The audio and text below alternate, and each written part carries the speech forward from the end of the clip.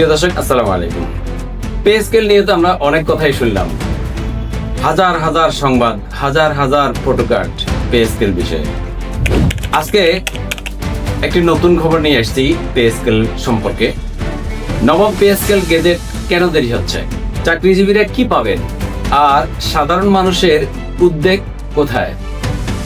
বাংলাদেশের লাখো সরকারি কর্মকর্তা কর্মচারীদের এখন একটাই প্রশ্ন, নবম পে স্কেলের গেজেট কবে প্রকাশ করা হবে? নতুন অর্থবছর শুরু হয়েছে, বাজেটে বেতন কাঠামো বাস্তবায়নের ঘোষণা এসেছে, কিন্তু এখনো নেই গেজেট। ফলে শুধু সরকারি কর্মকর্তা কর্মচারীরাও নন, উদ্বিগ্ন অবসরপ্রাপ্ত কর্মকর্তা কর্মচারী ও পিআরএল এ থাকা যারা পিআরএল এ আছেন তারা, এমনকি সাধারণ ভোক্তারাও। আজকের ভিডিওতে তিনটি বিষয় নিয়ে আলোচনা করব। 1, গেজেট প্রকাশ কেন দেরি হচ্ছে? 2, সফটওয়্যার জটিলতা আসলে কি? 3, অবসরপ্রাপ্তদের দুশ্চিন্তার কারণ কি? নতুন পে স্কেল কি বাজারে মূল্যস্ফীতি বাড়িয়ে দিতে পারে? চলুন দর্শক, পুরো ভিডিওটি দেখুন। যদি ভালো লাগে লাইক কমেন্ট শেয়ার করে পাশে থাকুন।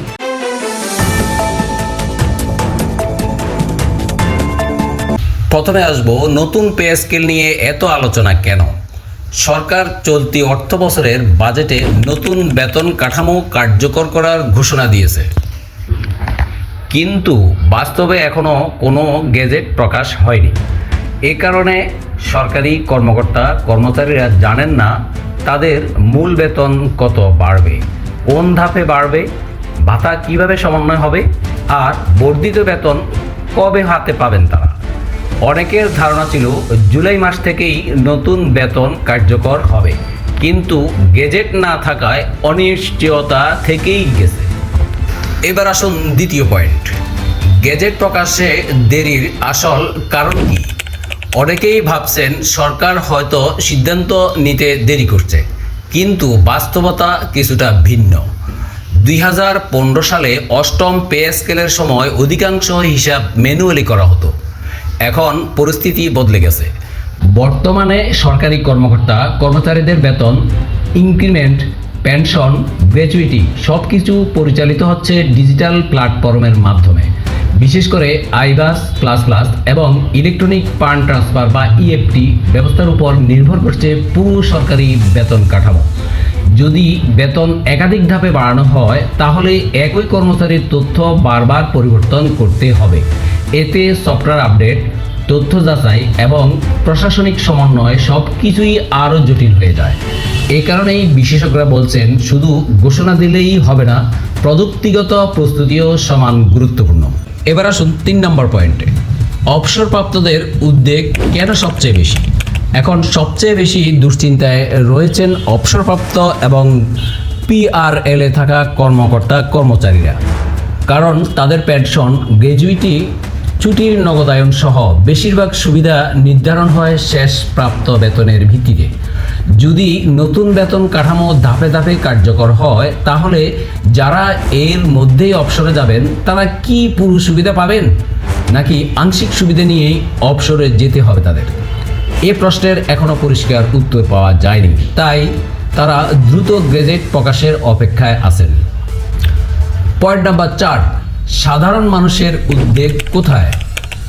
এখানে আরেকটি গুরুত্বপূর্ণ বিষয় রয়েছে। সরকারি চাকরিজীবীদের বেতন বাড়ালে সেটি অবশ্যই তাদের জীবনযাত্রায় ইতিবাচক প্রভাব ফেলতে পারে, কিন্তু সাধারণ মানুষের একটি বড় অংশের আশঙ্কা, বেতন বাড়ার পর বাজারে কি আবারও নিত্য প্রয়োজনীয় পণ্যের দাম বেড়ে যাবে? অর্থনীতিবিদরা বলছেন বেতন বৃদ্ধি প্রয়োজনীয় হতে পারে, কিন্তু একই সঙ্গে বাজার তদারকি, মূল্যস্ফীতি নিয়ন্ত্রণ এবং আর্থিক শৃঙ্খলা বজায় রাখাও জরুরি, নইলে বেতন বৃদ্ধির সুফল অনেকটাই কমে যেতে পারে। দর্শক, সব মিলিয়ে বলা যায় নবম পে স্কেল শুধু সরকারি চাকরিজীবীদের বেতন বৃদ্ধির বিষয় নয়, এটি সরকারের আর্থিক সক্ষমতা, ডিজিটাল প্রশাসন, সফটওয়্যার প্রস্তুতি, অবসর সুবিধা এবং দেশের সামগ্রিক অর্থনীতির সঙ্গে ওতপ্রোতভাবে জড়িত। এখন সবার নজর একটাই প্রশ্নে, গেজেট কবে প্রকাশ হবে? গেজেট প্রকাশের পর স্পষ্ট হবে, গেজেট প্রকাশের পরই স্পষ্ট হবে কার বেতন কত বাড়বে, কবে থেকে কার্যকর হবে, অবসরপ্রাপ্তরা কী সুবিধা পাবেন এবং বাস্তবে নতুন পে স্কেলের রূপরেখা কেমন হবে, আপনার কি মত? সরকারের কি দ্রুত গেজেট প্রকাশ করা উচিত নয়, নাকি সব প্রযুক্তিগত ও প্রশাসনিক প্রস্তুতি সম্পন্ন করেই এটি বাস্তবায়ন করা উচিত? আপনার মতামত কমেন্টে জানান। আর এমন তথ্যভিত্তিক বিশ্লেষণ নিয়মিত পেতে রতন ইনসাইটকে সাবস্ক্রাইব করুন এবং ভিডিওটি ভালো লাগলে শেয়ার করতে ভুলবেন না। ধন্যবাদ সবাইকে। আসসালামু আলাইকুম।